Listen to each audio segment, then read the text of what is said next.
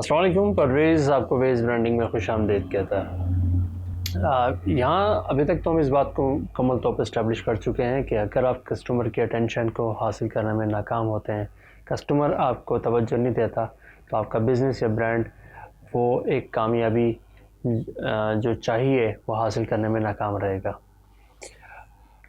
इसके साथ साथ कस्टमर की अटेंशन को हासिल करने के लिए बहुत से टूल्स जो है वो उनका इस्तेमाल किया जाता है, जिसमें सबसे ज़्यादा अहम एडवर्टीज़मेंट है।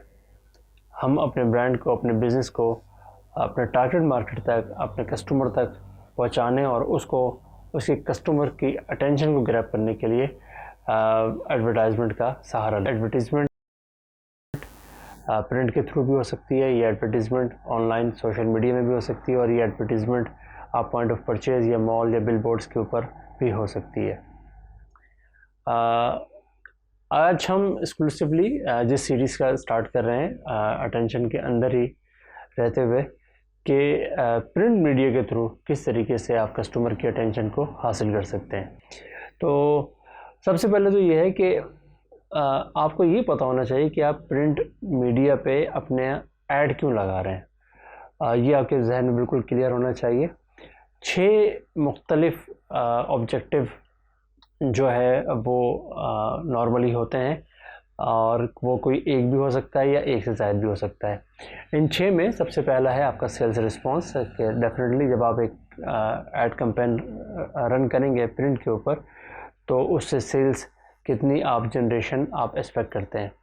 दूसरा ये है कि आप दूसरा मकसद ये हो सकता है कि आप प्रिंट जो मीडिया की कैंपेन आप चलाएंगे उसमें आप ये चाहें कि आपका कस्टमर किस तरह आपके साथ चले, इसको हम परसुएशन कहते हैं। थर्डली अपने ब्रांड को प्रमोट करने के लिए मुख्तलिफ इमोशंस का भी सहारा लिया जाता है प्रिंट ऐड में।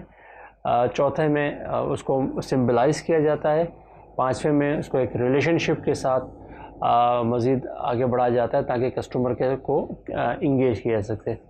और आखिर में कस्टमर अवेयरनेस का ऑब्जेक्टिव होता है प्रिंट ऐड को या प्रिंट ऐड की कैंपेन चलाने के लिए। तो जो 2 सबसे अहम तरीन या जो सबसे ज़्यादा इस्तेमाल होने वाले ऑब्जेक्टिव्स हैं, जो कि नॉर्मली जब भी प्रिंट मीडिया की कैंपेन रन की जाती है, उसमें नंबर 1 है सेल्स रिस्पॉन्स और नंबर 2 है अवेयरनेस। तो यहाँ मैं सिर्फ अभी आपको ये बताऊँगा कि इस बात को याद रखिएगा और अच्छी तरीके से ज़हन नशीन कर लीजिएगा कि where the eye stops the sales begins. यानी कि इसका बड़ा वाज़ेह जो मैसेज है वो ये है कि अगर आप अपना कोई ऐड लगाते हैं और अगर कस्टमर की नज़र उस पर ठहरती है, तो आप समझ लीजिए कि आपके ब्रांड या आपके बिज़नेस की जो सेल्स है वो स्टार्ट हो गई। या अगर उसकी नज़र आपके मैसेज पे नहीं ठहरती, तो फिर आगे उस ऐड कैंपेन से सेल्स को एक्सपेक्ट करना कुछ ज़्यादा होगा। दूसरा ये है कि एक जो बहुत ही दूसरा कॉमन ऑब्जेक्टिव ये है कि अगर आप कोई नया फीचर लॉन्च कर रहे हैं, नई प्रोडक्ट लॉन्च कर रहे हैं, नए सेगमेंट में जा रहे हैं, या नई यूज़ जो है अपने प्रोडक्ट का वो लेकर आ रहे हैं, तो उसके लिए आपको अवेयरनेस फैलाना होता है। अच्छा, अवेयरनेस के लिए आपको 2 चीज़ें जब हासिल कर लेते हैं तो उसका मतलब ये होता है कि आपका ब्रांड मुकम्मल तौर पर आपके जो कस्टमर है उससे मुकम्मल तौर पर अवेयर है, आ गए है। वो 2 चीज़ें कौन सी हैं? पहली चीज़ होती है ब्रांड रिकग्निशन और दूसरी चीज़ होती है ब्रांड रिकॉल।